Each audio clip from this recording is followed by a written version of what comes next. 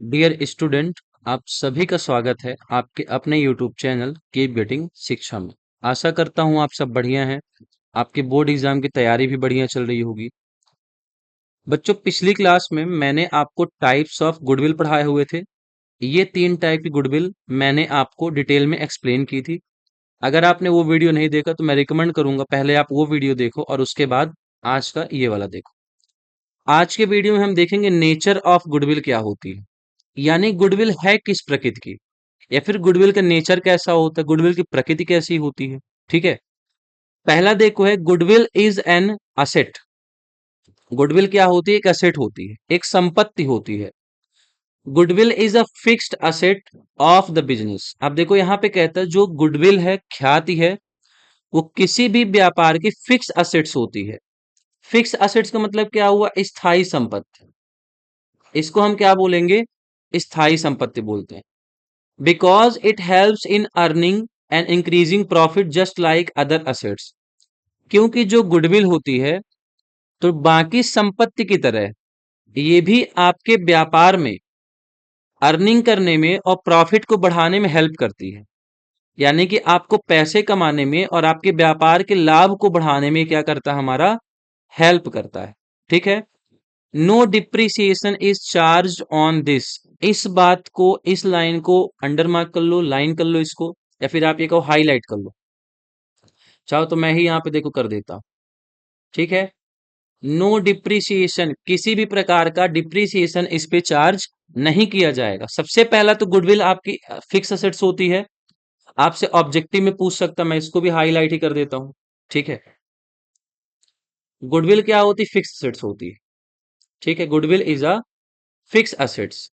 तो गुडविल पहले तो फिक्स असेट्स हो गई, आपके प्रॉफिट को बढ़ाने में ये हेल्प करता है, और सबसे इंपॉर्टेंट है इस पे किसी भी प्रकार का कोई भी डिप्रिसिएशन यानी किसी भी प्रकार का कोई भी हरास नहीं लगाया जाता। डिप्रिसिएशन आपने पढ़ा है, वस्तुओं के यूज करने से रख रखाव में थोड़ी बहुत जो कमी आती है, उसका रेट घट जाता है, उसको डिप्रिसिएशन कहते हैं। लेकिन गुडविल में किसी प्रकार का डिप्रिसिएशन नहीं लगेगा। बाकी अगर आपके पास असेट्स है, टेबल है, फर्नीचर है, कोई मान लो मशीन है, उसको आपने यूज किया 10 दिन 20 दिन भी यूज किया तो उसका डिप्रिसिएशन लगेगा। पर गुडविल में कोई भी डिप्रिसिएशन नहीं लगता। तो ध्यान क्या रखना है? फिक्स एसेट्स होती है और किसी प्रकार का कोई डिप्रिसिएशन इस पे नहीं लगता। पहली कैरेक्टरिस्टिक। दूसरा देखो नेचर क्या है। Goodwill is an intangible asset. Intangible का मतलब क्या होता? अदृश्य। लिख देता हूं, अदृश्य। ठीक। गुडविल एक कैसी एसेट्स होती है? अदृश्य।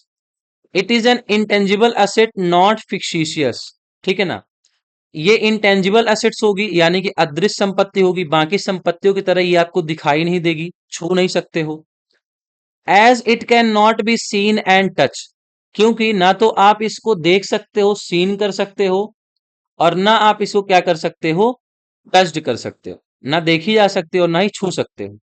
गुडविल इज इनविजिबल, ये अदृश्य होती है। ठीक है। And has no separate existence. इसका अपने से कोई अलग अस्तित्व नहीं होता है, व्यापार के साथ जुड़ी हुई होगी। जो आप बिजनेस कर रहे हो व्यापार से जुड़ी रहेगी। ठीक है ना। अलग से गुडविल नहीं बनती है। अगर आप व्यापार अच्छा कर रहे हो तो आपके व्यापार से ये क्या रहेगी? जुड़ी रहेगी। तो दूसरा क्या हो गया? गुडविल इंटेंजिबल होती है। ना तो आप इसे देख सकते हो, सीन कर सकते, ना इसे टच कर सकते हो। ठीक है। और साथ ही साथ गुडविल इनविजिबल होती, अदृश्य होती है, और इसका अपना अलग से कोई अस्तित्व नहीं होता, ये हमेशा व्यापार से जुड़ी रहती है। ठीक है। सेकंड इसका नेचर हो गया। थर्ड नेचर क्या है?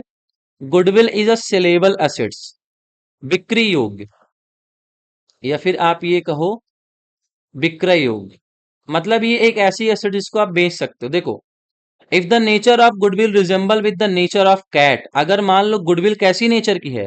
कैट नेचर की, बिल्ली की प्रकृति की ख्याति है। अब तुम लोग सोचोगे बिल्ली की प्रकृति की ख्याति क्या होती है, तो इसीलिए मैंने शुरू में क्या कहा, जो मैंने लास्ट क्लास अपलोड की थी टाइप्स ऑफ गुडविल, वहां पे जाके देखो। Cat goodwill, rat goodwill, dog goodwill, तीनों एक्सप्लेन किया हूं। तो यहां पे कहता है अगर मान लो आपकी जो गुडविल है वो किस प्रकृति की है? कैट प्रकृति की, यानी कि बिल्ली की प्रकृति की है।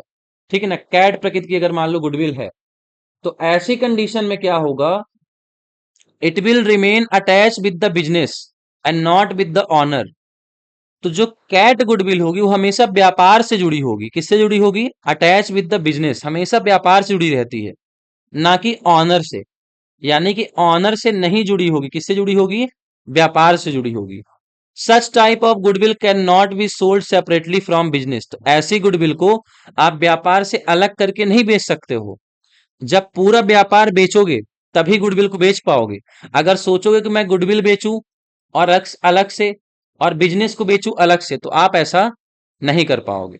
ठीक है, तो ये हमारी गुडविल हो गई, सेलेबल एसेट्स होती है। अगर कैट गुडविल है तो आप उसको व्यापार से अटैच करके रखोगे, मालिक से यहाँ पे कोई लेना देना नहीं होता, मालिक से ये गुडविल नहीं जुड़ी होती है। अगर आपको ऐसी गुडविल को बेचना है तो पूरा व्यापार बेचना पड़ेगा। सेपरेट रूप से अगर चाहो गुडविल बेचना है, बिजनेस बेचना है, तब तुम नहीं बेच सकते हो। ठीक है, ये हमारा है नेचर ऑफ गुडविल।